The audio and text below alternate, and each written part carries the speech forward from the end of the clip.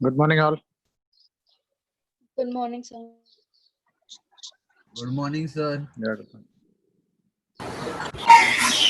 Good morning, sir. Yeah, good morning. So, बोलो doubts बोलो. Good morning, sir. Number 35, sir.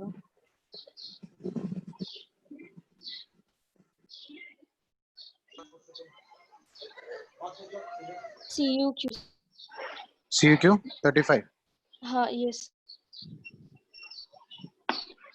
So it is given that a stretching force of 10 Newton is applied on one end of spring balance and equal force is applied at the other end of the same. The reading in spring balances. So already हमने discuss किया था आपको अगर reading in spring balance find out करना है, just find out what about the value of tension over here. So on one end we are exerting a force of 10 Newton, other end we are exerting a force of 10 Newton. What about the value of tension? Sir, 10. 10 Newton. So Sir, you can it's write about 20 tension will now. also equal to 10 Newton, right? So 10 Newton का tension exert कर रहा है तो reading भी क्या रहेगा 10 Newton रहेगा 20 नहीं है 10 Newton 10 tension में गया net acceleration 0 हो गया. Okay. Sir, question number 38.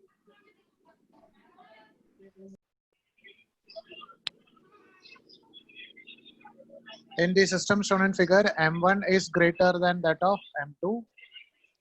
System is held at rest by a thread BC. Just after the thread BC is burnt. So find out करना है what will happen just after this thread BC is burnt.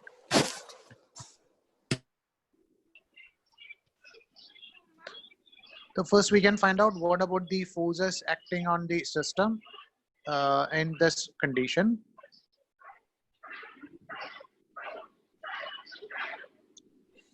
So you can write this weight of this object M1G is acting in downward direction. इसका weight exert कर रहा है M1G downward direction. तो spring इसको balance करने के लिए इसके ऊपर exert करेगा a force of M1G in upward direction. So over here also it will exert the same tension that is equal to nothing but M1G. तो इसके इधर के upward direction में exert करेगा a force of M1G. And इसका weight exert कर रहा है that is equal to M2G. And the string is able to exert some tension, let's say that is equal to, let's say T1. So these are the forces acting on the system. अभी question में क्या दिया है M1 is greater than M2. This M1 is greater than that of M2. मतलब A जो weight exert कर रहा है वो ज्यादा है. अभी आप M2 को देखो, M2 का free body diagram देखो. M2 का free body diagram में upward direction में force exert कर रहा था M1G. Downward direction में force exert कर रहा था M2 and T1. And ये rest पे था. That means we can say that this forces are balancing each other. That's why it is at rest, right? अभी हमने क्या किया ये जो thread है इसको cut कर दिया. इसका मतलब क्या है cut कर दिया तो tension 0 हो जाएगा. तो tension 0 हो गया तो net force इसमें ऊपर exert करेगा M1G minus M2G. And question में M1 is greater than M2 दिया है. So this M2 is going to move in upward direction with some acceleration. So M2 ऊपर की तरफ जाएगा. अभी आप M1 को देखो, M1 का free body diagram देखो. तो m1 के ऊपर डाउनवर्ड डायरेक्शन में फोर्स एक्सर्ट कर रहा था m1g एंड अपवर्ड डायरेक्शन में स्प्रिंग एक्सर्ट कर रहा था सेम फोर्स ऑफ m1g. तो इसमें नेट फोर्स क्या रहेगा? 0 रहेगा. तो it is not having any acceleration just after this that we'll cut the thread, but this m2 is going to move in upward direction with an acceleration a. समझ में आया?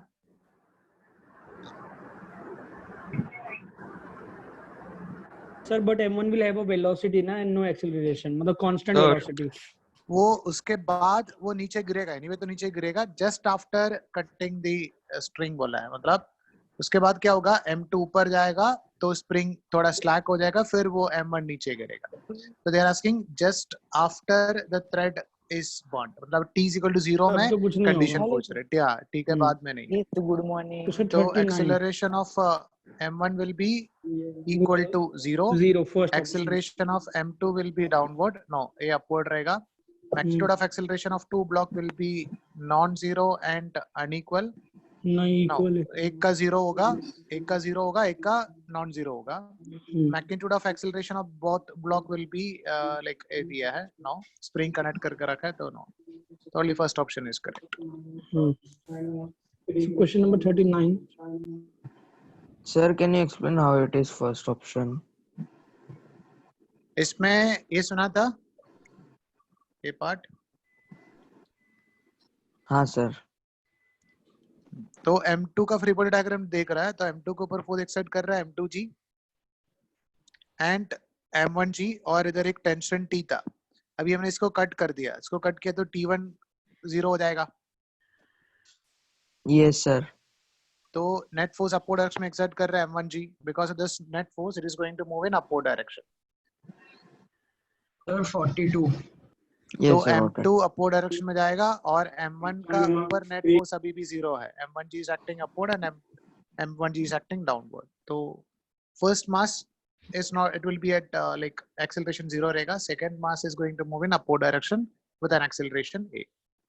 Got it sir. Thank you. So 39.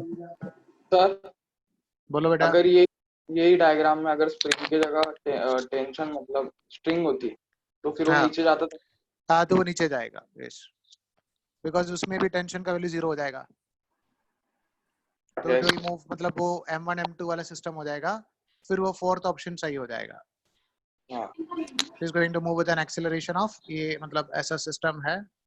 तो क्या रहेगा? हमने already वो पुली वाला equation लेगा ना, m2 minus m1 या m1 minus m2 divided by m1 plus m2 into g. ये ऑप्शन सही हो जाएगा. और बोलो 9. Sir, I was having one doubt in one volume question. Yeah, 1 minute. 39, it is going that the lift is ascending with with a speed, constant speed v. A passenger in the lift drop a coin. The acceleration of coin towards the floor will be. The acceleration of coin towards the floor क्या रहेगा? g रहेगा ना. This is 0 now because the lift is ascending. Constant speed, acceleration नहीं कर रहा है. हाँ. तो इसका acceleration क्या रहेगा? g रहेगा. लिफ्ट ascend कर रहा है या descend कर रहा है तो भी acceleration g रहेगा with respect to ground. Okay. Sir, अगर constant speed नहीं रहता तो रहता तो भी कुछ नहीं होगा. उसका acceleration g रहेगा with respect to ground. अगर acceleration कर रहा होता तो with respect to observer in the lift, he feel that it is moving with an acceleration of a plus g या a minus g, depends upon where that lift is moving. upward जा रहा है तो pseudo force नीचे लगेगा, downward जा रहा है तो pseudo force ऊपर लगेगा. ऐसा. over here constant velocity है और we are observing from ground. ground से observe करो, कोई भी situation में g रहेगा. it's not going to change. with respect to an observer in the lift, it may change. 37. 37. The body is under the action of three forces, F1, F2 and F3, in which cases the body cannot undergo angular acceleration. So angular acceleration actually वो circular motion होता है. तो angular acceleration के लिए क्या tangent का direction में कुछ force चाहिए है ना. Tangential force is going to create a angular acceleration. हमने एक alpha का बात कर रहा है. ठीक है. So over here it is given that F1 and F2 and F3 are concurrent, मतलब अगर वो सेम डायरेक्शन में है या मतलब F1 plus F2 plus F3 का वैल्यू अगर concurrent है तो there is a possibility body cannot undergo angular acceleration. तो angular acceleration है तो क्या इसमें क्या दिया कि they are acting on the same point, ठीक है? तो body is under the action of three forces F1, F2 and F3. अभी ये तीनों सेम पॉइंट में एग्जर्ट कर रहा है तो net torque acting on that will be equal to 0. Actually वो सर्कुलर मोशन का एक कंसेप्ट है, उसमें उसका वैल्यू मतलब अगर मैं कुछ डायग्राम ड्रॉ करके बताता हूँ, like suppose if you are having an object something like this, तो एक फोर्स अगर इस तरफ एक्सर्ट कर रहा है F1, एक फोर्स अगर इस तरफ एक्सर्ट कर रहा है, you might be studied about some torque और कपल समथिंग लाइक दैट, तो ये क्या करेगा, इसको रोटेट करवाएगा, ठीक है? तो it can create a rotational effect on an object. At the same time, अगर F1, F2, F3 अगर same point में exert कर रहा है, तो it will not be able to create a rotational effect. It will create only translational effect on it. So F1, F2, F3 are concurrent, तो होगा F1, F2, F3 plus 0 है, तो ऐसा net acceleration 0 होगा, but angular acceleration हो सकता है. F1, F2 are parallel to, but three forces are not concurrent. Concurrent नहीं है तो वो angular acceleration create concurrent है तो angular acceleration create नहीं करेगा. Concurrent नहीं है तो it can create angular acceleration. और बोलो. Sir, I had बोलो a बेटा. I had a doubt in Classwork. one volume question. Question बोलो बेटा. Sir, it is a light string passes over a smooth light pulley, connects two blocks of mass M1 and Question M2. बोलो, इसमें किधर है question बोलो. Sir, not in this one. Okay, yeah, that we'll discuss. Wait. बोलो. और बोलो. Sir, classwork 38.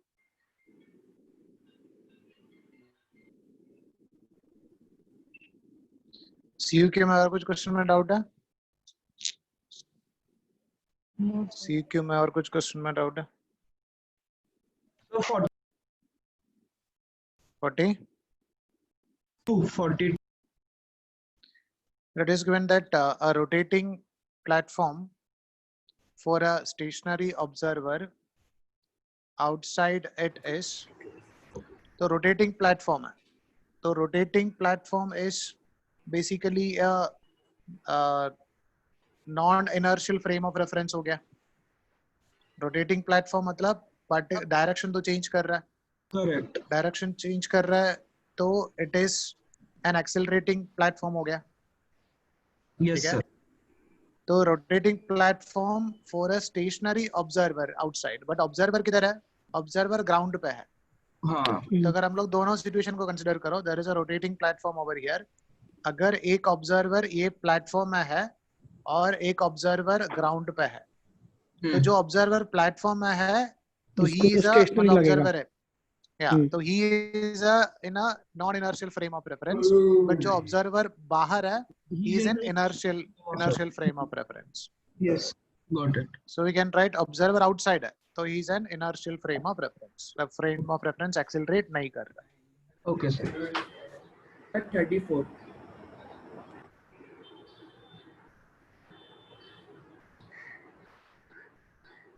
A man is standing on a spring platform. Reading of spring balance is 60 kilogram weight. If man jumps outside the platform, then the reading of spring balance. तो हमने already discuss किया. Reading in spring balance is nothing but normal reaction. तो अब normal reaction को क्या हो रहा है वो देखना है. अगर मान लो ये person का weight है 60, तो ये exert करेगा 600 न्यूटन. तो that is reading is given as 660 kilogram weight over here. तो normal reaction का value भी कितना था? 60 था. अभी इसको बाहर की तरफ जंप करना है तो पहले क्या करना पड़ेगा, ये प्लेटफॉर्म के ऊपर फोर्स एक्सर्ट करना पड़ेगा. तो ये ऐसा ही पुश करेगा तो नॉर्मल रिएक्शन भी बढ़ेगा. तो क्या होगा, इंक्रीज होगा. उसके बाद क्या होगा, जब बाहर आएगा तो it will lose a contact, तो जीरो हो जाएगा. तो first increases then decreases to 0. Okay. और कुछ सर क्वेश्चन में डाउट है? सी के बोलो बेटा. जंप करने के लिए वो थोड़ा नीचे पुश होएगा और फिर कूदेगा, इसलिए इंक्रीज फिर डिक्रीज. या इसलिए फर्स्ट नीचे की तरफ फोर्स एक्सर्ट करना पड़ेगा, बिकॉज़ अगर उसको ऊपर जाना है तो उसको ऊपर की तरफ कुछ फोर्स चाहिए, उसको ऊपर की तरफ कौन सा फोर्स है, नॉर्मल रिएक्शन है, बट नॉर्मल रिएक्शन फोर्स है, तो हम लोग पहले एक्शन फोर्स लगाना पड़ेगा। तो एक्शन फोर्स डाउनवर्ड में लगाएगा तो हमारे ऊपर रिएक्शन फोर्स आएगा, वो यूज करके will be able to jump. Okay और बोलो सीक्यू में और कोई क्वेश्चन में डाउट है? Sir question number 40 Question number 40 it is given that a reference frame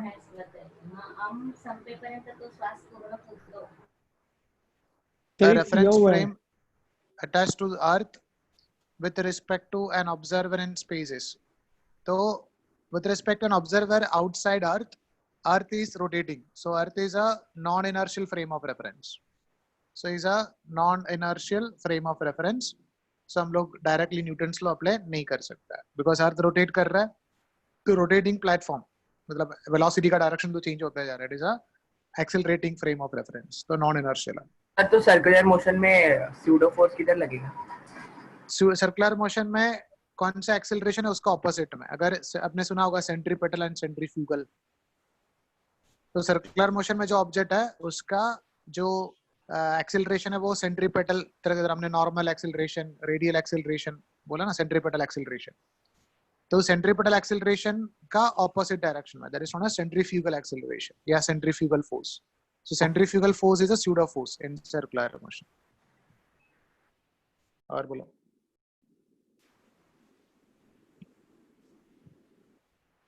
sir level 1 homework question number 15 yes sir class work level 1 class work में कुछ doubt है? नहीं sir 38 A heavy chain lies horizontal table top if coefficient of नहीं friction का question हमने देने ही दिया sir, ये था उसमें only motion on a horizontal top, नहीं उसमें नहीं दिया, यस फ्रिक्शन का कुछ नहीं है, फ्रिक्शन पढ़ा नहीं है ना अभी तक। Sir level 1 homework question number 15 level 1 homework question number 15 okay, over here it is given that unidirectional force F varying with time t as shown in figure act on a body initially at rest for a short duration of time dt and the velocity acquired by the body s।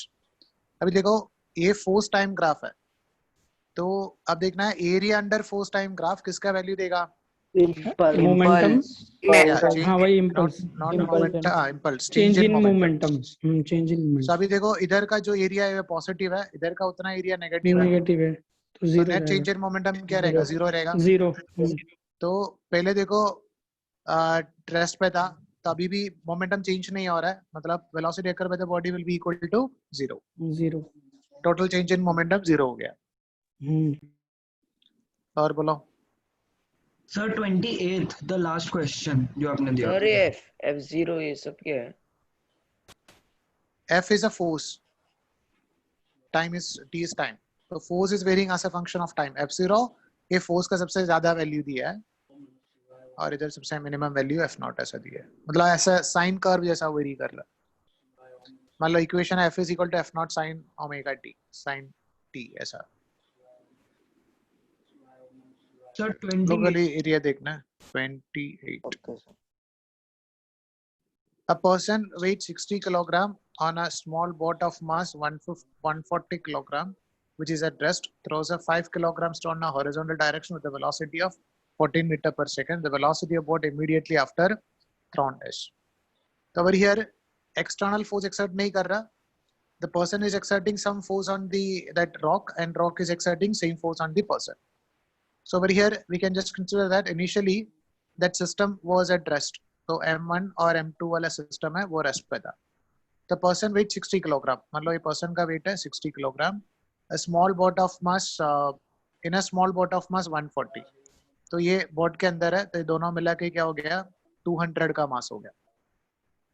जिस rest throws a 5 kilogram thrown in the horizontal direction with the velocity, तो इधर से एक 5 kilogram object को इस तरफ throw किया है with a velocity 14 meter per second.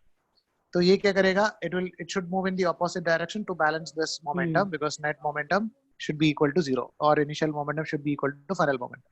velocity of body immediately after down is. So we can write this as 14 into 5, that is a momentum towards left, should be equal to momentum towards right, that is 200 into v. 200 into x. So we can find out the value v is equal to 14 divided by 5 divided by 200. 9 messages.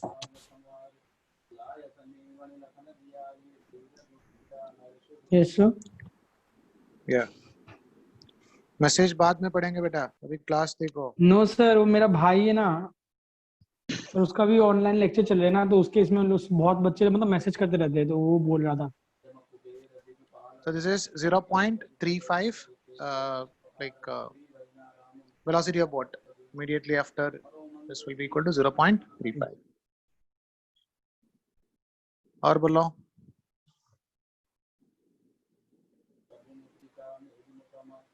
Sir, Level can you 1 explain that sum again? Homework में कुछ doubt है क्या? 26. इसमें पहले इसका system का momentum 0 था, m1 plus m2 मिला के ये सिस्टम रस पे था. Yes sir. तो इसका मोमेंटम का वैल्यू था 0. अभी एक particle mass m1, it was moving towards left with the velocity v1, so m2 should move in the opposite direction to conserve momentum. तो अभी final momentum external force exert नहीं कर रहा, एक दूसरे के ऊपर फोर्स एक्सर्ट कर रहा, तो सिस्टम के ऊपर बाहर से कुछ फोर्स एक्सर्ट नहीं कर रहा, तो momentum should get conserve. That means m1 v1 should be equal to m2 v2, opposite direction में है, मतलब ऐड करके हमको 0 PF भी 0 होना चाहिए ना? 0 होना चाहिए. yes. Sir, question बोलो number बेटा. 20 homework section में. 24 sir. 24 लेवल 1 होमवर्क में है ना. Yes sir. Or here it is given that a pendulum bob is hanging from the roof of an elevator, which with the help of a light string, when the elevator moves up with a constant, with a uniform acceleration a, tension in the string is T1. When the elevator moves down with the same acceleration, tension in the string is T2. The elevator were stationary, the tension in the string would be. तो elevator upward direction में जा रहा है, तो pseudo force downward direction में लगेगा. तो T1 का वैल्यू रहेगा m into g plus a.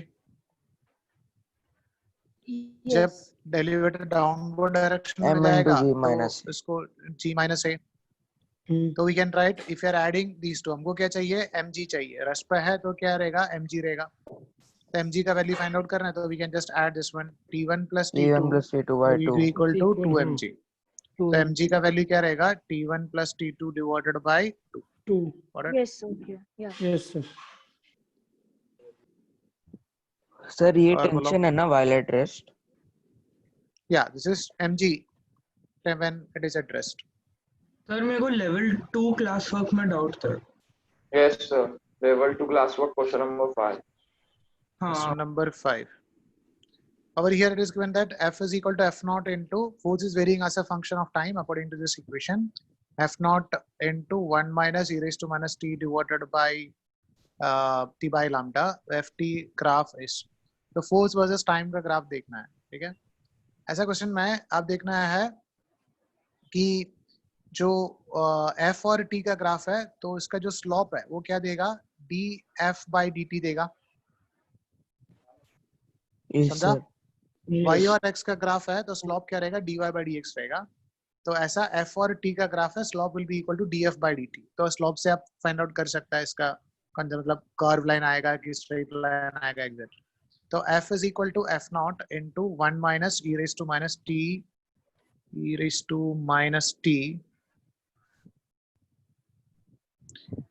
minus t divided by lambda.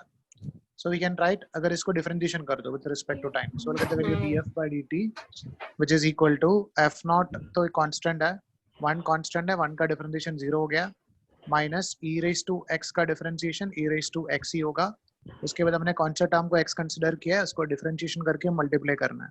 तो minus of 1 divided by lambda, 1 by lambda t का differentiation.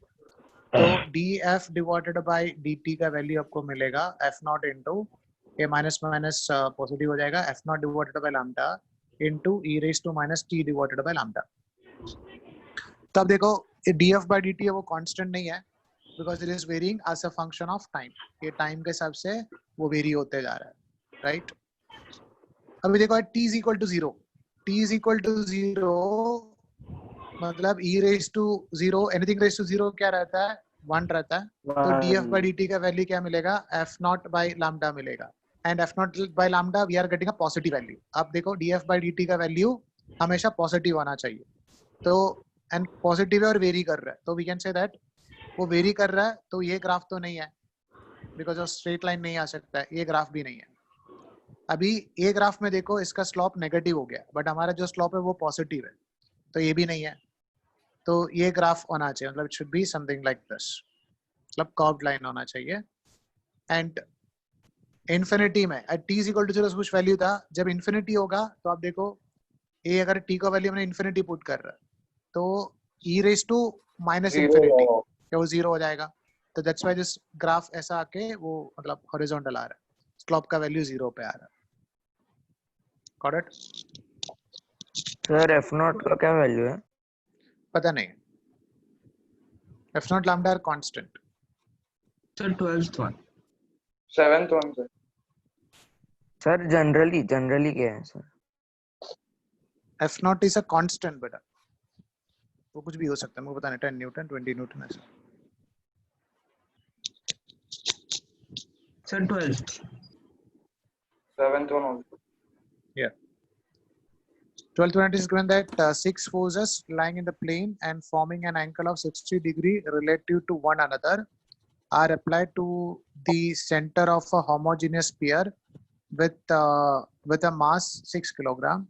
Those forces are radially outward and consecutively 1 Newton, 2 Newton, 3, 5 up to 6 Newton. The acceleration of sphere is. तो इसमें क्या है कि हमको net force find out करना पड़ेगा. So assume that we are having an object over here. उसके ऊपर हम लोग फोर्स एक्सर्ट कर रहा है. So we can just consider that one force is along this direction. उसका 1 न्यूटन का फोर्स था, ठीक है. And next force is acting along this direction. And next one is acting along this direction like this. ऐसा 60 degree का gap में वो exert कर रहा है. 60 डिग्री, 60 डिग्री, 60 डिग्री, इसका 60 degree, there is a 60 degree like this. Forces are acting. इसमें 1 Newton है, इसमें 2 न्यूटन है, इसमें 3 है, इसमें 4 है, इसमें 5 है, इसमें 6 है. ओके, तो पहले आप काम कर दो, एक एक का 1.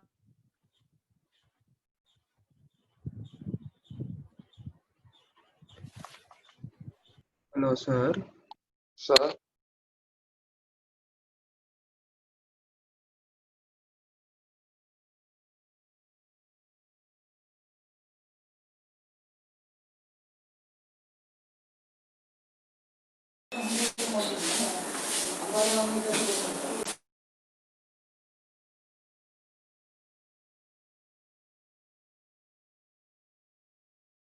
Hello, sir.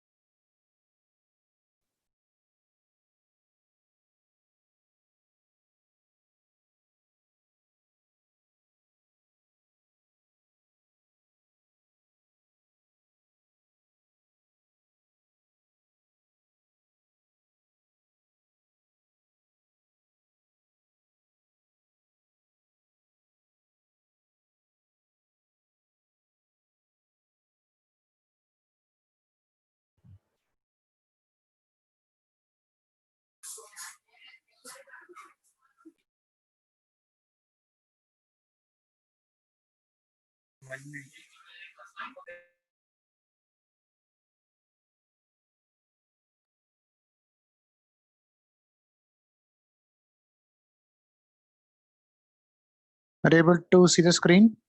Yes, sir. Yeah. So over here we can say that different forces are acting on the system. तो पहले एक काम कर दो, ये जो 1 और 4 है ये दोनों को ऐड कर दो, this 1 and this 4, तो क्या मिलेगा आपको? 3 का रिजल्टेंट फोर्स मिलेगा. फिर ये जो 2 है और 5 है ये दोनों ऑपोजिट डायरेक्शन में है, तो if you are adding these two, we are going to get a force of 3 over here. फिर आप देखो ये जो 3 है और 6 है, ये दोनों को ऐड कर दो तो we'll get a force of like 3 over here. ये समझ में आया? Yes sir. अभी Yes, इसके बीच में एंगल 60 है और इसके बीच में भी 60 है। अब ये काम कर दो, ये दोनों फोर्स को ऐड कर दो, ये 3 न्यूटन और ये 3 न्यूटन को ऐड कर दो। Two forces of same magnitude and angle between them is 120, तो उसको ऐड करें तो रिजल्टेंट भी सेम ही आएगा, है ना? वेक्टर मैंने डिस्कस किया, two forces of same magnitude angle 120, तो रिजल्टेंट भी सेम आएगा। तो ये दोनों 3 न्यूटन फोर्स ऐड करके रिजल्टेंट फोर्स क्या मिलेगा? 3 न्यूटन मिलेगा। अभी ये 3 न्यूटन और 3 न्यूटन ऐड करके आपको 6 न्यूटन का फोर्स मिलेगा, तो रिजल्टेंट फोर्स क्या हो गया? 6 न्यूटन हो गया। RM is to find out the value of acceleration, that is total force divided by total mass. तो इसका मास का वैल्यू क्या दिया था? मास was 6 किलोग्राम, तो divided by 6, तो we'll get the value of acceleration is equal to 1. Got it? Sir बोलो बेटा। सर ये सब सर बस एक वो सर वो 3 कैसे आया एक और बार सर? वो 6 हो गया ना, कौन वो सा? 3 कैसे आया सर? वो आपने ये दोनों ऐड करके अच्छा ओके ओके यस 3 and 3 120 पे ऐड करे तो you'll get the answer as 3. Got it, thank you. और बोलो। 7th question sir.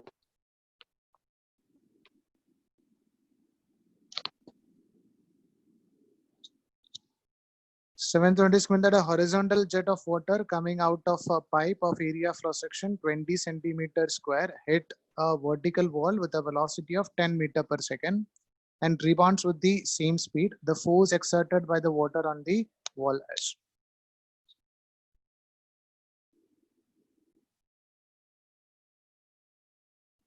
So for the calculation of force, we need to find out what about the value of its mass into acceleration. Horizontal jet of water coming out of a pipe of area of cross section. It is coming out of a pipe of area of cross section. Let's say this is equal to A, and which is given us as 20 centimeter square. So this can be written as 20 into 10 raised to minus 4 meter square. लोग ऐसा ही system है calculation करने. Hit a vertical wall with a velocity of, इसमें से जो water आ रहा है वो hit कर रहा है vertical wall में with a velocity of 10 meter per second. With a velocity 10 meter per second and rebounds with the same speed. तो उतना ही velocity से वो rebound कर रहा है, 10 meter per second में rebound कर रहा है. The force exerted by the water on the wall is. So for the calculation of force, हम लोग क्या करता है? We'll go for d by dt, rate of change of momentum करता है. To assume that m kilogram of object is moving with the velocity v and same object is rebound with the velocity v. So we can write its change in momentum is mv minus of mv. So change in momentum क्या रहेगा? 2mv दिख रहा है. So change in momentum divided by time चाहिए. So we can write this will be equal to 2 into v into dm divided by dt का value देखते हैं. तो उतना 10 से हिट किया, वापस 10 से आ गया, तो चेंज इन वेलोसिटी हो गया 20 का. एंड अभी देखना है what about the rate of law of mass, what about the value of dm divided by dt. तो rate of law of mass means मतलब how much kilogram of water is going to hit the surface per second, वो उसका value हम लोग को find out करना है. तो we can find out it like this. Suppose हमने एक क्रॉस सेक्शनल एरिया कंसिडर कर रहा है पाइप का. Let's say it's area of cross section is nothing but a and just consider that इसमें some amount of liquid is there and this liquid or water is moving with a velocity that is equal to v. तो अब हम लोग ऐसा ले सकता है in a time of 1 second, 1 second में v मीटर डिस्टेंस में ये water travel करेगा. So mass of water which is coming out of this tube will be equal to the mass of water in a length of v meter. 1 second में v metre वो water travel करेगा. सब लोग देख सकते हैं इसका मास का वैल्यू क्या है. Mass we can take it as density into volume. तो we can write density is equal to density into volume. We can take it as area into length. Length का वैल्यू क्या हो गया? v हो गया. If you are taking for a time of 1 second, so I am taking time is nothing but 1 second. So इसका volume, area और velocity का value दिया है, तो we can write this is equal to 2v into dm by dt is rho into a into v divided by time हमने लिया है 1 second.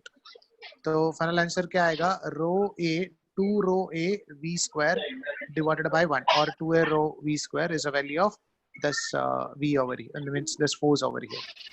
अभी हम लोग इसका वैल्यू पुट कर सकते हैं. 2 into density of water is 1000 kilogram per meter cube. Area of cross section already question में दिया था 20 into 10 raised to minus 4.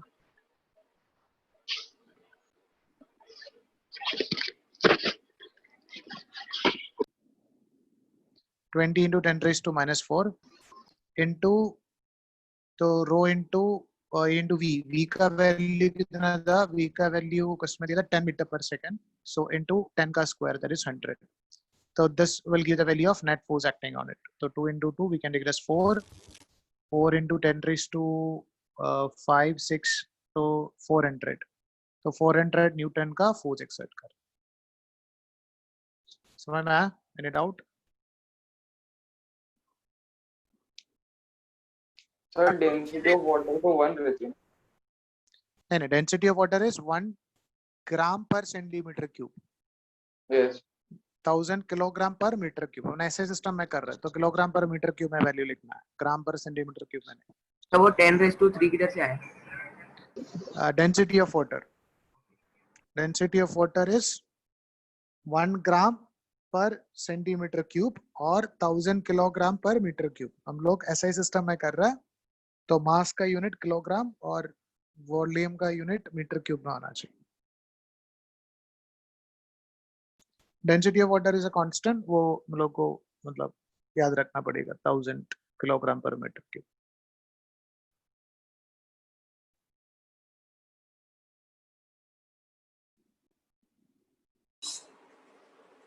So, question number 10. बोलो बेटा. 10th question, sir. Is given that a professional driver of mass 60 kilogram performs a drive from a platform 10 meter above the water surface. Find the magnitude of average impact force exerted by him if impact time is 1 second on collision with water surface. Assume that the velocity of driver just after entering the water surface is 4 meter per second. तो sir force of तो- collision ढूंढना है. Yeah, force of collision used. तो 60 इसका मास था 60 kilogram. Performs a dive from a platform. So professional diver of mass 60 kilogram, वो 60 kilogram performs a dive from a platform of 10 meter above water. So person is like jumping into water from a height of 10 meter. Okay.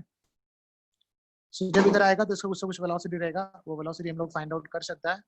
We know the velocity equation for velocity on reaching the ground, root of 2 into g into h. There is 2 into g का value 10 है और h का value भी 10 दिया है. So we can write this will be equal to nothing but 10 root 2. So he is reaching over here with a velocity 10 root 2. Okay.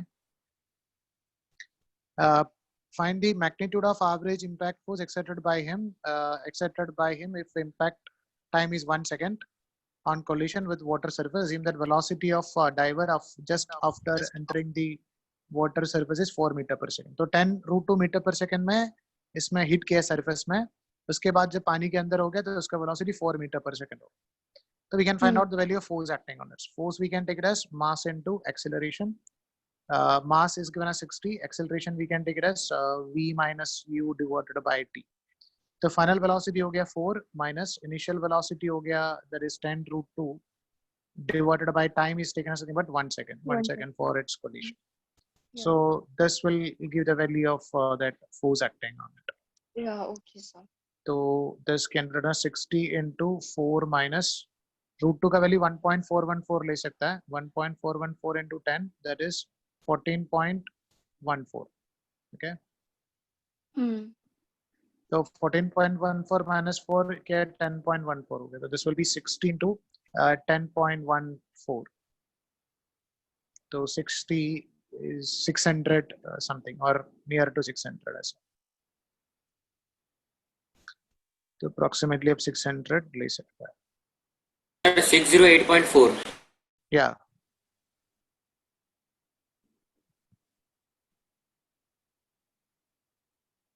और बोलो sir 13th question 13th. Over here it is given that a particle of mass m initially at rest is acted upon by variable force f for a brief interval of time t. It's been to move with a velocity u after force stop acting. F is shown in the graph as a function of time. The curve is a semicircle. Then final velocity का value find out करना. So over here again we discussed that area under force time graph will give the value of change in momentum or the value of impulse. So we can find out what about the value of area under this curve. तो semi circle दिया है तो इसका area क्या रहेगा pi into r square होगा total circle का area by 2 pi r square by 2. तो आप ये जो फोर्स का ये जो रेडियस है आप चाहिए तो एफ नॉट ले सकता है या टी बाई 2 ले सकता है डिपेंड्स मतलब कैसे दिया है क्वेश्चन. तो दो both are same only. So we can write इसका जो एरिया का वैल्यू मिलेगा अगर मैंने एफ नॉट का टर्म लिखेगा तो I will get pi F not square by 2 is the value of area. Now our aim is to find out the value of final velocity. So initial velocity was 0, so we can write impulse or the value of change in momentum is equal to final momentum minus initial momentum. So the value of pi f naught square divided by 2 is equal to m into final velocity u दिया है, initial velocity 0 दिया है. So we'll get the value of this u is equal to pi f naught square divided by 2m. Got it? वो 4m होगा ना 4m कैसे मास m है ना बेटा. ओके ओके सेम थिंग आप t का टर्म में भी लिख सकता है. अगर मान लो मैंने रेडियस को t बाई 2 लिया तो एरिया क्या रहेगा पाई आर स्क्वायर बाय 2. r का जगह पे क्या आएगा t by T not t by 2 आएगा. t बाई 2 का स्क्वायर तो क्या आएगा t स्क्वायर डिवाइडेड बाय 4 आएगा बाय 2 मतलब pi T naught square by 8 होगा that is equal to m into u. तो एक और आंसर आप लिख सकते हैं pi T square 8 by m is a value of u. मतलब Sir, ए भी can you सही है. please explain this sum again? Sir Area under force time graph will give the value of impulse. समझा? हाँ सर. तो ये semi circle है. सेमी सर्कल का एरिया पूरा सर्कल का एरिया का आधा होता है. Yes sir. पूरा सर्कल का एरिया पाई आर स्क्वायर होता है उसका आधा. और रेडियस आप दे सकता है इधर रेडियस को आप एफ नॉट ले सकता है या time t naught t by 2 ले सकता है. एंड नेट फोर्स तो that will be equal to change in momentum. Initial momentum का वैल्यू 0 है तो वेलोसिटी रहेगा change in momentum divided by mass.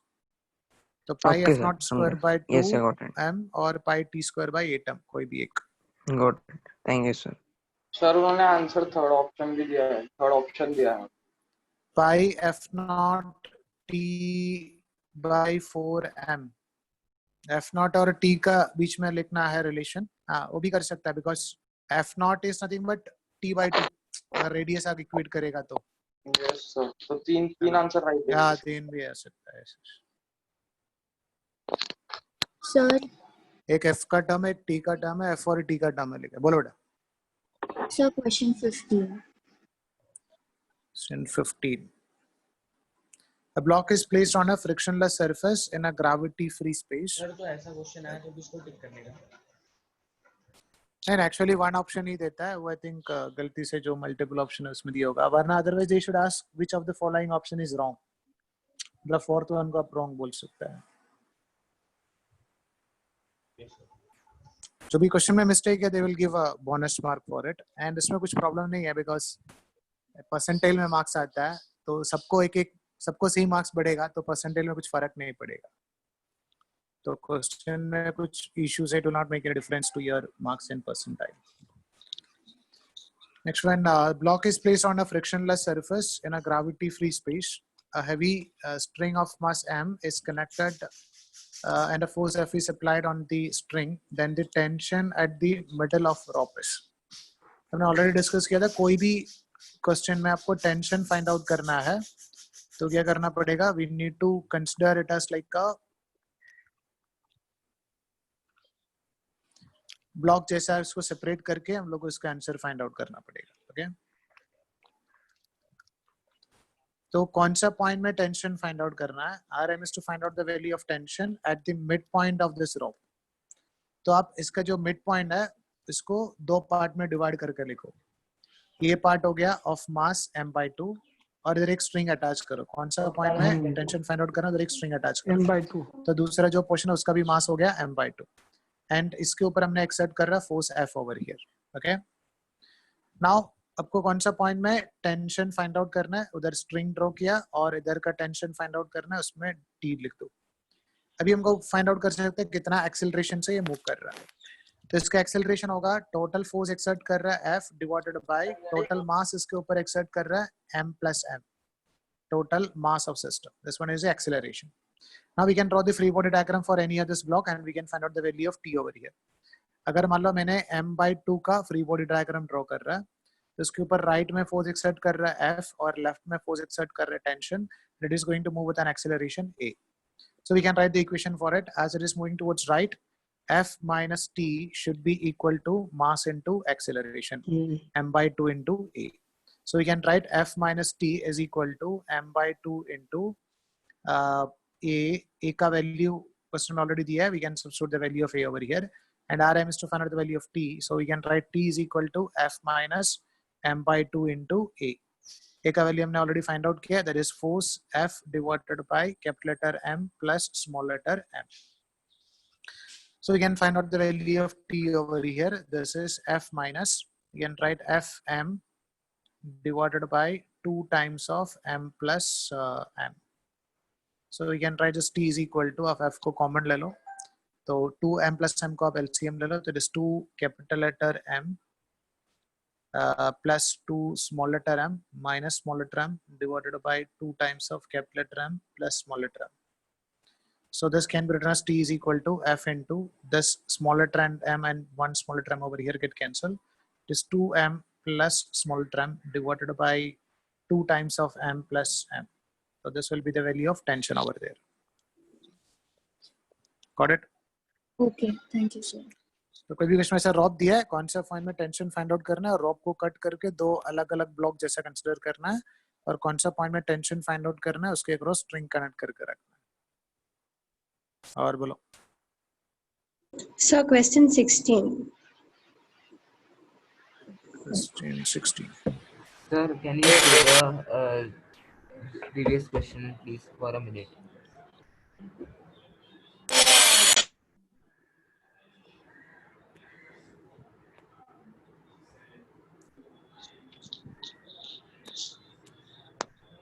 Done, sir.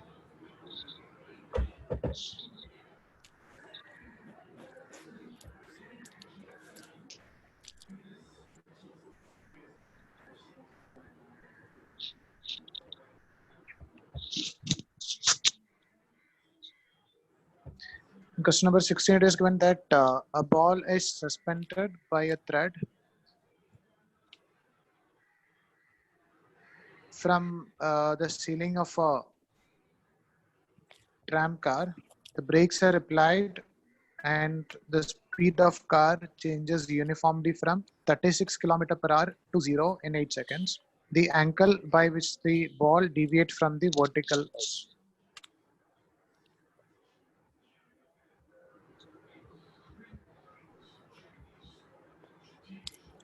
So over here, a ball is suspended on a car. Assume that this one is our platform or our car.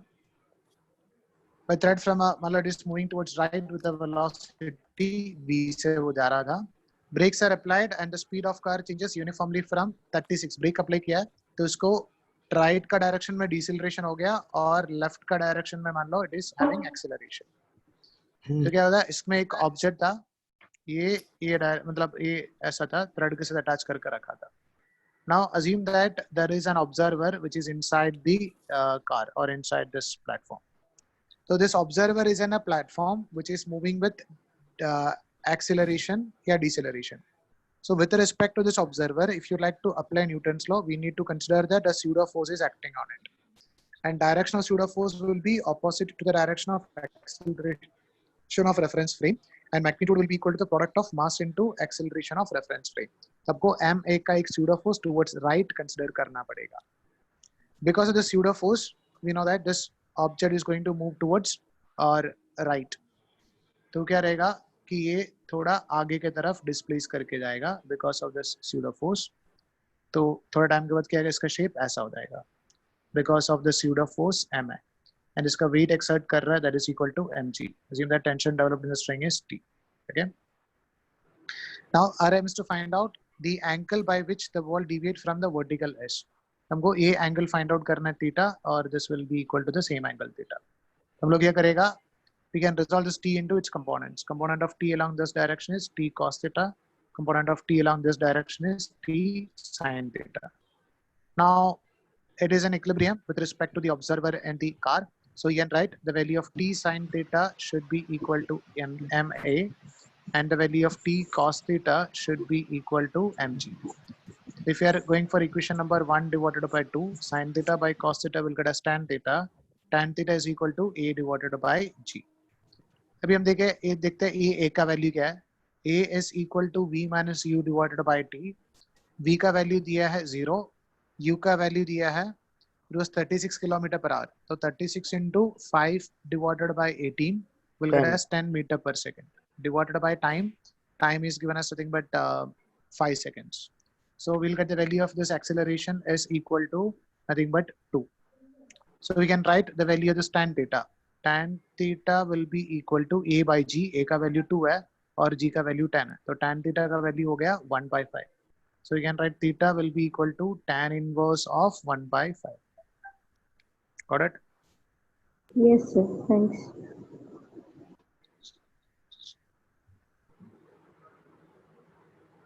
Sir, बोलो बेटा. sir, question number 25. Question number 25. 5.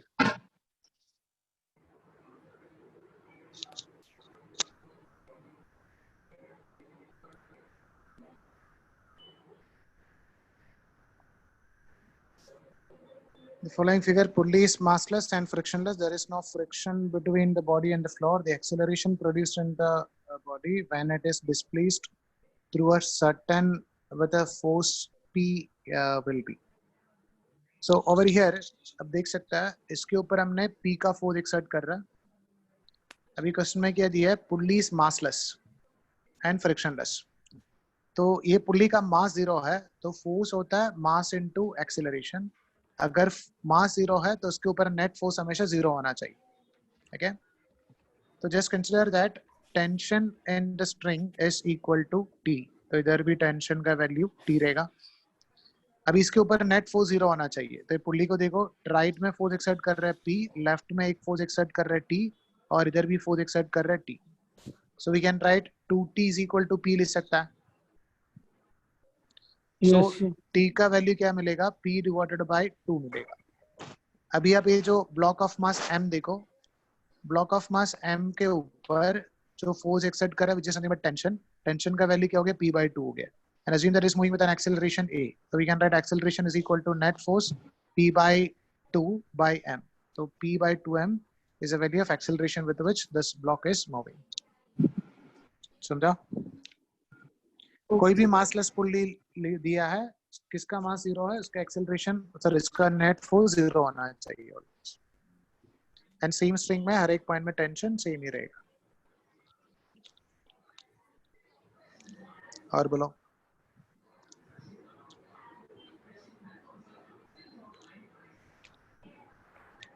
Sir, 26. 26 it is given that two identical blocks, each of mass M, are tied to end of a string. The string is laid on over a smooth pulley, fixed pulley. Initially, the masses are held at rest at the same level. What fraction of mass must be removed from one block and added to the other so that it has an acceleration of 1/5 of acceleration due to gravity? तो ये हमारा जो normal question हो गया M1 M2 जो pulley में connect कर रहा. So over here क्वेश्चन में दिया two identical blocks of mass M. तो इनिशियली क्या था, हमने एक दोनों का मास सेम किया था. ठीक है. इसका मास भी m था और इसका मास भी m था, तो ये तो एक्सेलरेशन नहीं करेगा, ठीक है। Yeah. What fraction of mass must be removed from one block and added to the other so that it does an acceleration of 1/5? अभी मान लो हमने एक मास में से m मास निकाल दिया, तो इसका मास हो जाएगा m माइनस m, और Yeah. उतना मास दूसरे साइड में ऐड कर दिया, तो इसका मास होगा m प्लस m। तो इसका मास इंक्रीज हो गया राइट साइड में, तो ये डाउनवर्ड में जाएगा और ये सेम एक्सेलरेशन से अपवर्ड जाएगा।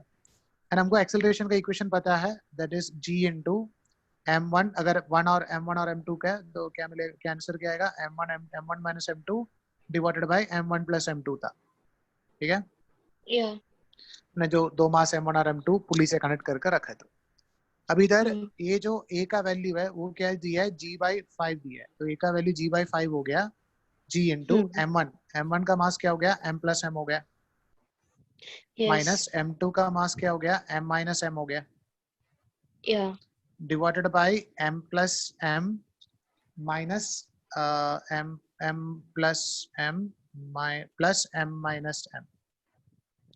So we can write this g and this one get cancelled.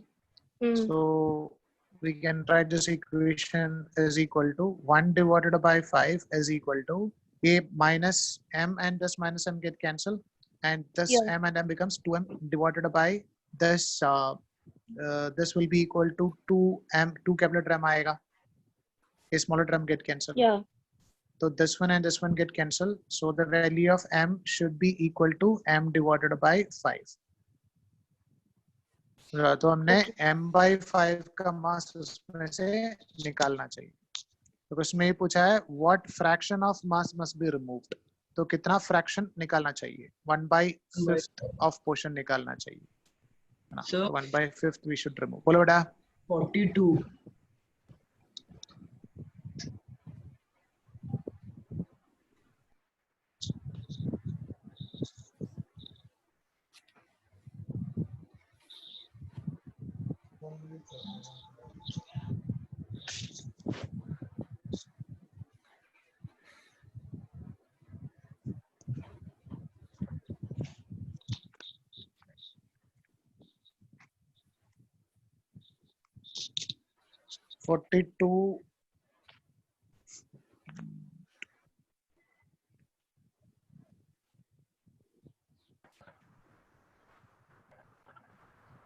Yeah.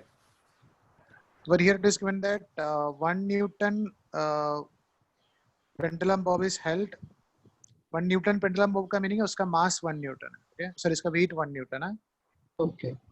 Held मतलब उसका weight of 1 Newton downward direction में एक्सर्ट कर रहा है, ठीक है।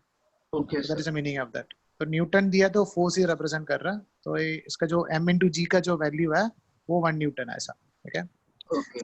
Held at an angle theta from the vertical by 2 Newton horizontal force as shown in figure. The tension in the string supporting the pendulum bob is. तो ये जो tension का वैल्यू फाइंड आउट करना है, Okay. तो ये theta है, तो we can write this will also be equal to theta. इसको रिजॉल्व कर दो, t cos थीटा और एक कंपोनेंट क्या रहेगा, t sin theta. In theta. अभी हमें इसके बीच में रिलेशन लिखना है, दैट इज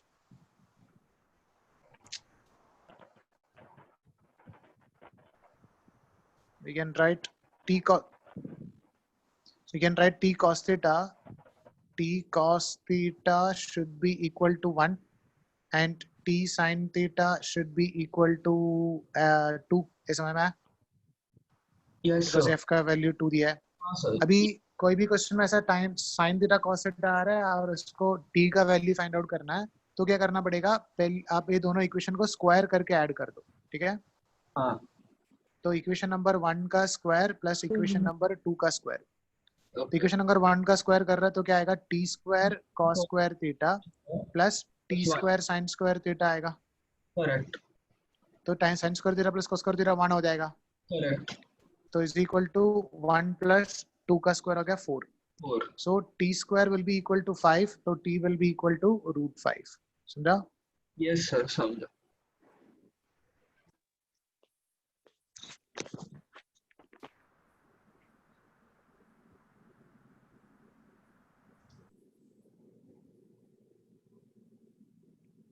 और बोलो।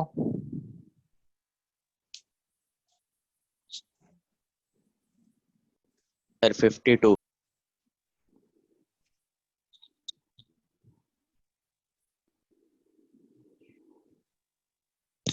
This blender, a block of mass 3 kg and another block B of mass 2 kg are connected by a light inextensible string as shown in figure. If coefficient of okay.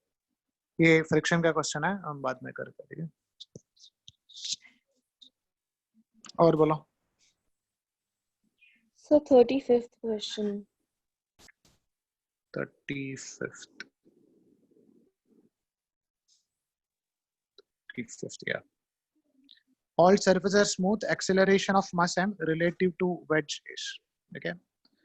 So over here, this platform, वो लोगों को question में दिखा रहा है कि this platform is moving with an acceleration a over here. Okay. तो अभी देखो ये प्लेटफॉर्म अगर टुवर्ड्स राइट जा रहा है तो we can just consider that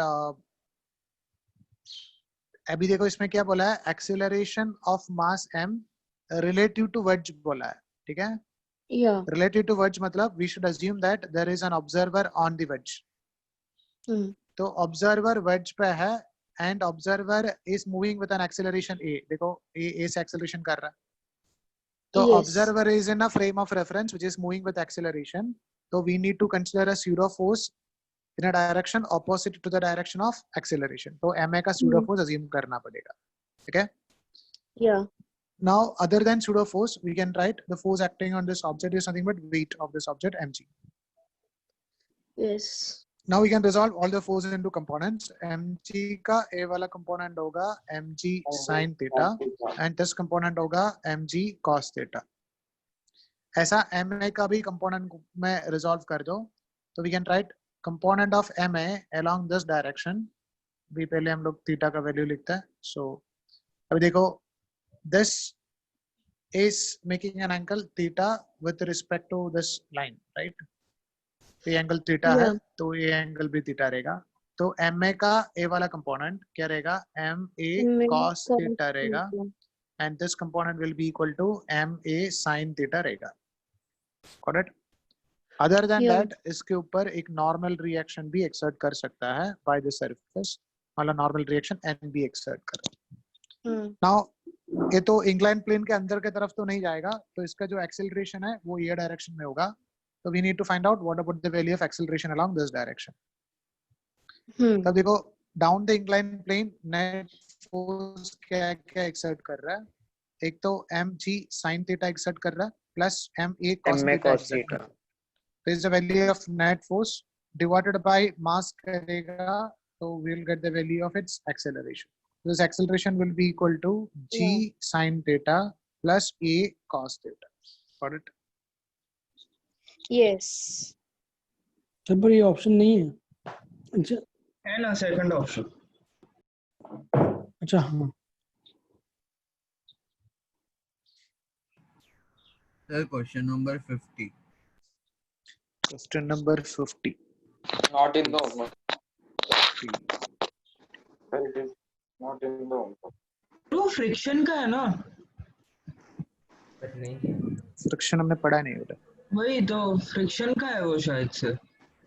नहीं वो होमवर्क में नहीं दिया था. और बोलो 27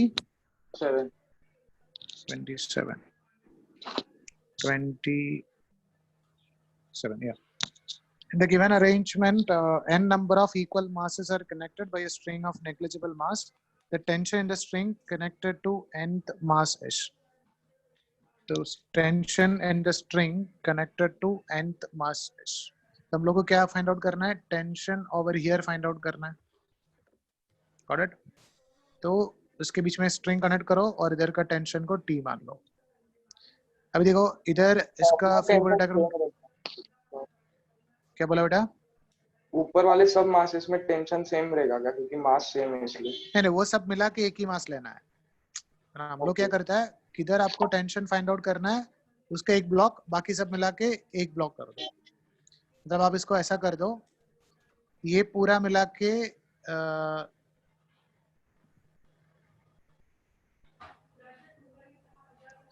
ये सब मिला के आप एक ब्लॉक मान लो, ये है ना.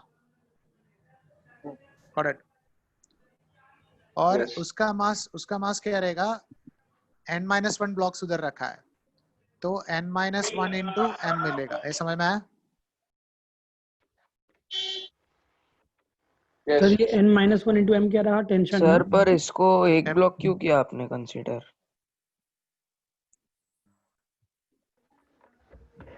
वो क्वेश्चन सॉल्व करने के लिए किया है।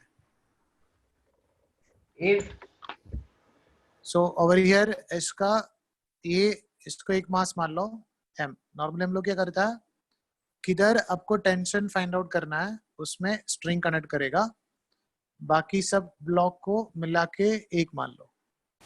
तो ये पूरा मिला के हो गया, total n number of mass था, तो बाकी क्या मिलेगा, n-1 इंटू m हो गया इसका मास। ये समझ में आया? Yes.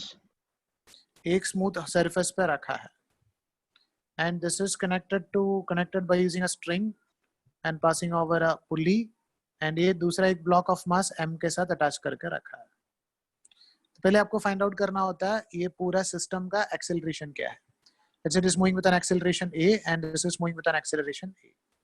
अगर आप पूरा सिस्टम का एक्सेलरेशन फाइंड आउट करना है, उसको एक सिस्टम जैसा मान लो, तो ये पूरा मिला के एक मास हो गया ऑफ मास nm, मतलब ऊपर का पूरा मास एक साथ हम लोग कंसीडर कर रहा है n into m, and this is connected to a block of mass m over here।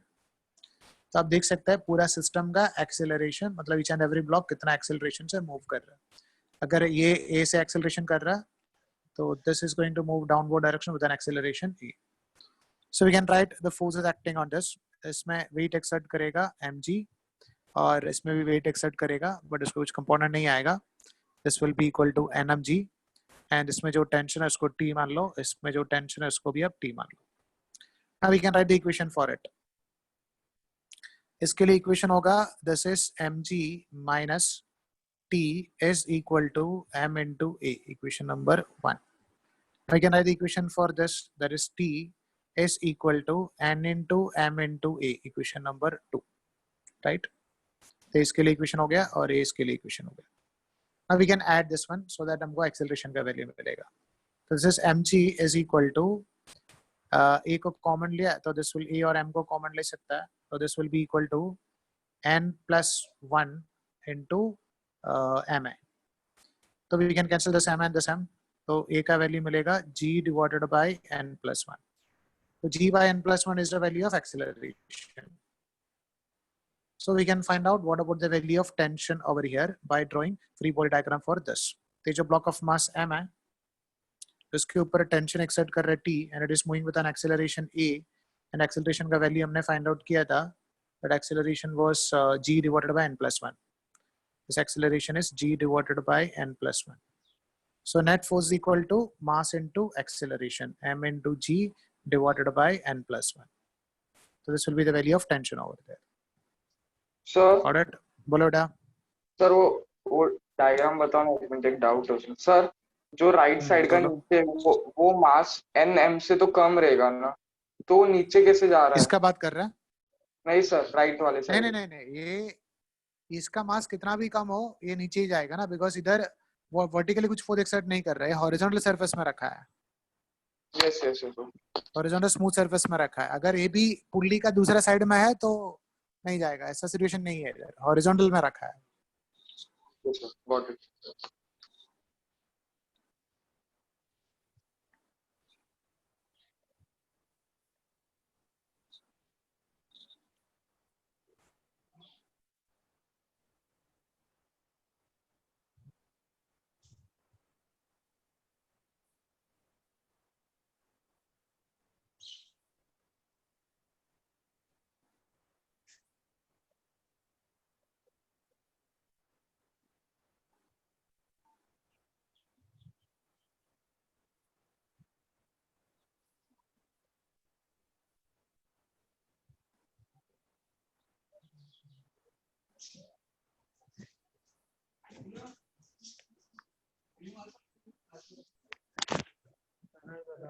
और बोलो।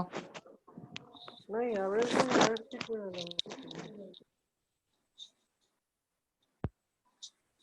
और कुछ में डाउट है? नीट वाली हेलो का पण काउंट नहीं कर रहा था। Sir 28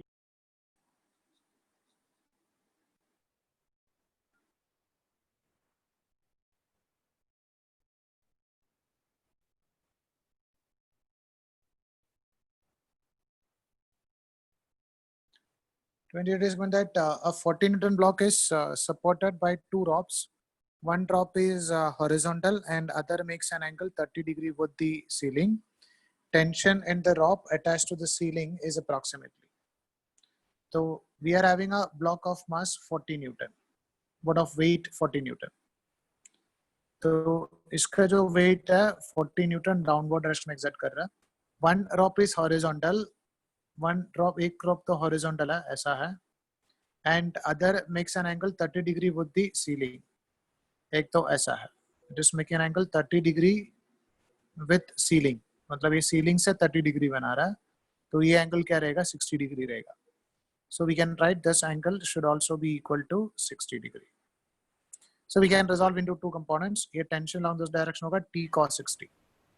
So this T cos 60 should balance a value of weight 40 over here. So we can find out what about the value of T over here. T into cos 60 होता है 1/2, that should be equal to 40. So T should be equal to 80.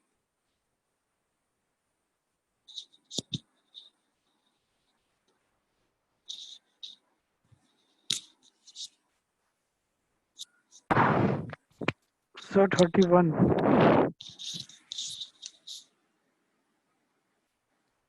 Over here it is when the two bodies of mass 3 kg and 2 kg are connected by a long string, and string is made to pass through a smooth fixed pulley. Initially the body is held at the same level and released from rest. The velocity of 3 kg body after 1 second is.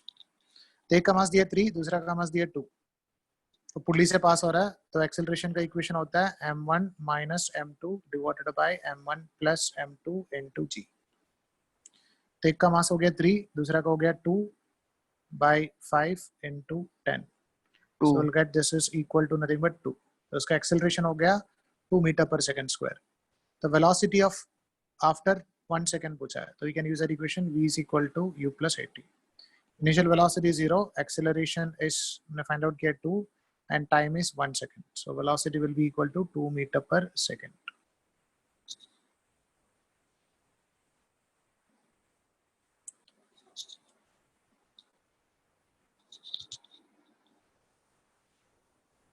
Sir 40 होता है. Sir तो ये velocity 3 kilo वाले मतलब ये है, दोनों का वेलोसिटी सेम ही रहेगा ना, एक ऊपर जाएगा एक नीचे जाएगा. 3 किलोग्राम नीचे जाएगा, 2 किलोग्राम ऊपर जाएगा. कैसे? पुल्ली का दोनों साइड में ना. कौन सा बोला बेटा? 17.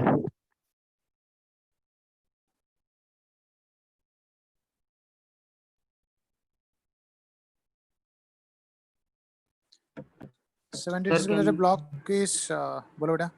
Sir, can you show the previous sum for a minute, for a second?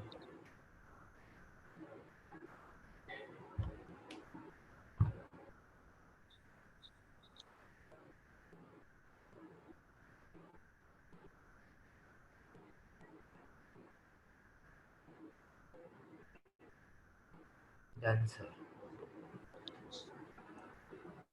78 is when the block is kept on a frictionless inclined surface with an angle of inclination alpha.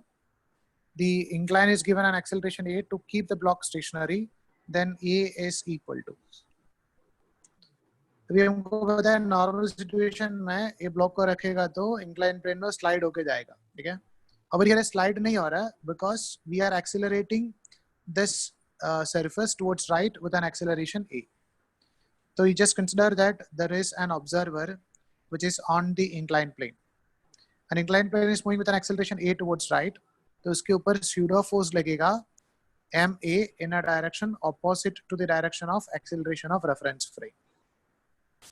Now this angle is given as nothing but alpha, so we can consider that this angle will also be equal to alpha.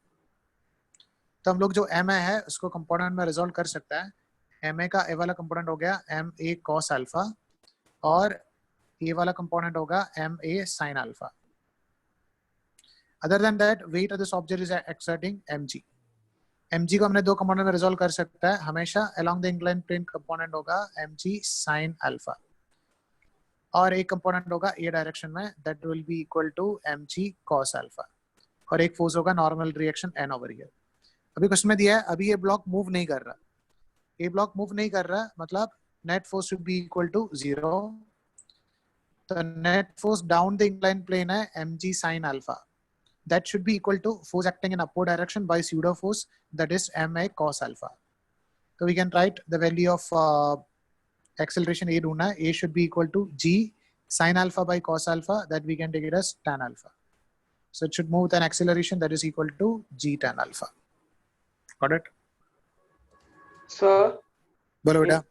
Incline plane के questions को अपन with respect to ground frame लेके नहीं कर सकते, inertial frame लेके. Ground frame में कर सकता है, बट कैलकुलेशन डिफिकल्ट रहेगा बिकॉज वो इंक्लाइन प्लेन भी मूव कर रहा है इसलिए. और हम लोग को जो net, it is easy to write net force is equal to 0 instead of finding out net force is equal to mass into acceleration. अगर आप ग्राउंड फ्रेम से देखेगा तो वो ब्लॉक रेस्ट पे नहीं है, वो ब्लॉक मूव कर रहा है with an acceleration a with an acceleration a. मतलब इंक्लाइन प्लेन का एक्सेलरेशन कितना है उतना एक्सेलरेशन से जा रहा है वो. यस. तो we need to find out what about the value of net force acting in a direction of a and उसको अब m into a लिखना पड़ेगा. तो डिफिकल्ट होगा. उससे इजी है कि ऑब्जर्वर को कौन सा प्लेटफॉर्म में ऑब्जेक्ट मूव कर रहा है उसमें मान लो, फिर स्यूडो फोर्स लगा दो. स्यूडो फोर्स एक्सर्ट कर रहा है तो ऑब्जर्वर वो प्लेटफॉर्म में है. ऑब्जर्वर प्लेटफॉर्म में है तो ऑब्जर्वर के हिसाब से ऑब्जेक्ट रेस्ट पे है. यस. तो हम लोग लिख सकते हैं net force is equal to 0. तो it is always easy to solve the question or while writing net force is equal to 0 instead of finding out net force equal to mass into acceleration. तो जब भी कोई moving object हो, जब pseudo force use करो, observer को पहले वो ऑब्जेक्ट में कंसीडर करना है, फिर सूडो फोर्स लगाना है, ताकि हमारा कैलकुलेशन इजी रहेगा. ओके सर तो आप ऑब्जर्वर बोलो के बेटा. हिसाब से सॉल्व करते हो और फिर जो मूव हो रहा है उसको इनर्शियल फ्रेम में लाते हो, मतलब अभी आपने किया ना वैसा. ऑब्जर्वर को हमने उसमें मान लिया and that object is at rest with respect to the platform, not with respect to ground. Okay sir.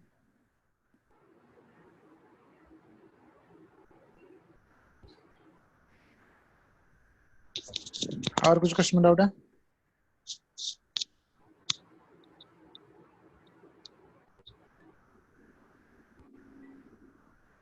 Sir 40 question.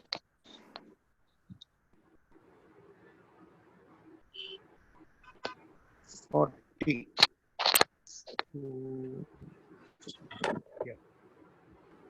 Two masses m1 and m2 are connected by means of a string which is made to pass over a light smooth pulley are in equilibrium on a fixed smooth wedge as shown in figure. एक 60 degree है, theta 60 degree दिया है, तो this is given as 60 degree and एक alpha का value वो 30 degree दिया है. Then the ratio of m1 by m2 is pulley are in equilibrium. तो ये मूव नहीं कर रहा, pass over pulley smooth pulley are in equilibrium on a smooth wedge as shown in figure.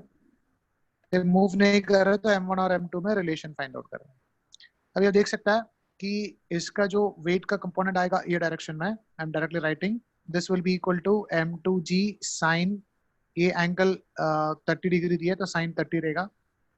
And इसका भी अगर कंपोनेंट देखेगा तो will get this m1g sin 60 रहेगा, राइट. अब ये मतलब इधर का टेंशन t है और इधर का टेंशन भी t है, ये मूव नहीं कर रहा, मतलब m1g sin दोनों 60 same is है. balancing the value of m2g sin 30. That's why it is not moving. So we can equate these two. So we can write this m1g sin 60 should be equal to m2g के this sin 30. So we can find out this g ये तो cancel हो गया. So we can write m1 divided by m2 should be equal to sin 30 divided by sin 60. sin 30 का value होता है 1/2 divided by sin 30 होता है √3/2. So we can write this should be equal to 1/√3. So they should be in the ratio 1:√3. और कुछ question में doubt है? Sir 41. So 41.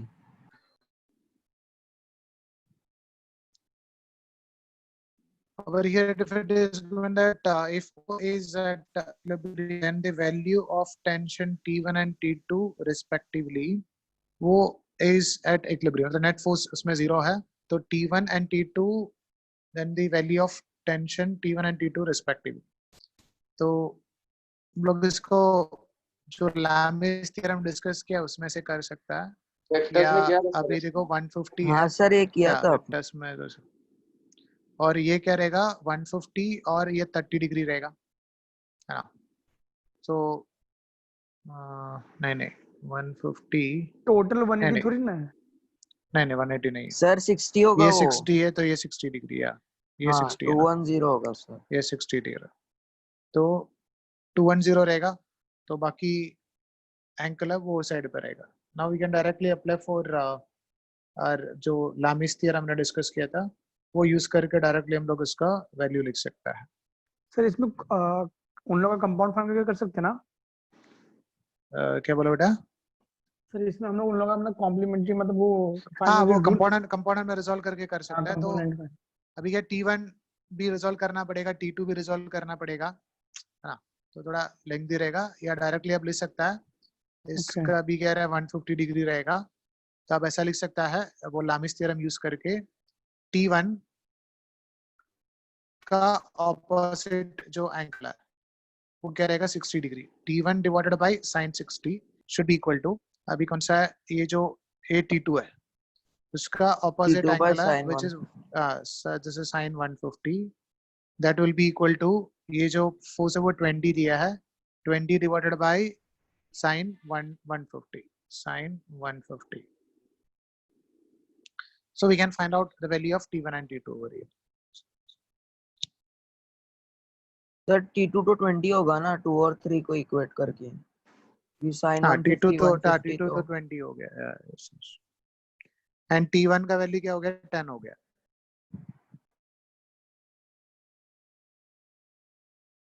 sin sorry 10 नहीं है, sin 60 है ना, तो √3/2, सर तो 10 उसका भी √3, 20 है। sin 60 है ना, तो √3/2 हो जाएगा ना। हाँ हाँ से सर उसका भी 20 होगा ना भी sin है, 150 या है। यस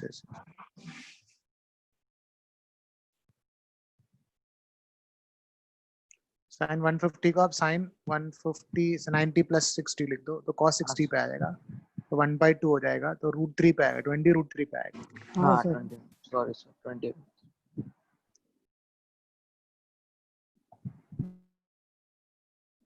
सर 39 था। 39, two particles which is M1, two particles of mass M1 and M2 in projectile motion, velocities V1 and V2 respectively at t is equal to 0. They collide at t0 and their velocity becomes V1 dash and V2 dash at t is equal to 2t naught. While still moving in air, the value of, अभी देखो ये क्या represent कर रहा है, final momentum है, ये क्या represent कर रहा है, इनिशियल मोमेंटम है, तो final momentum minus initial momentum क्या रहता है, इम्पल्स होता है, जीरो नहीं, एक्सटर्नल फोर्स एक्सर्ट नहीं कर रहा है तभी जीरो होता है, change in momentum is equal to force into time होता है। अभी ग्रेविटी में मूव कर रहा है तो फोर्स क्या रहेगा, m1 प्लस m2 इंटू जी का फोर्स एक्सर्ट कर रहा है into time t0 to 2t0 क्या रहेगा t0 का टाइम, तो m1 प्लस m2 इंटू जी इंटू t0।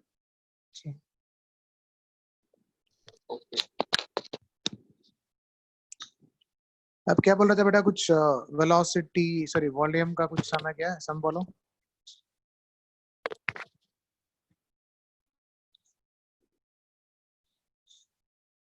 हेलो, कोई बोले थे ना कुछ और, कुछ क्वेश्चन में डाउट है, बुकलेट का नहीं है, बोलो क्या डाउट है।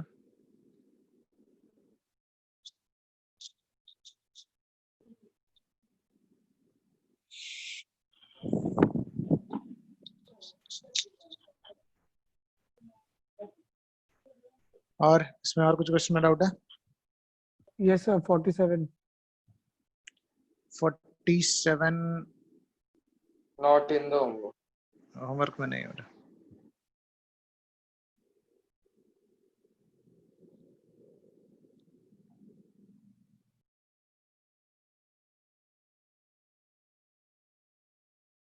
और कुछ क्वेश्चन में डाउट है?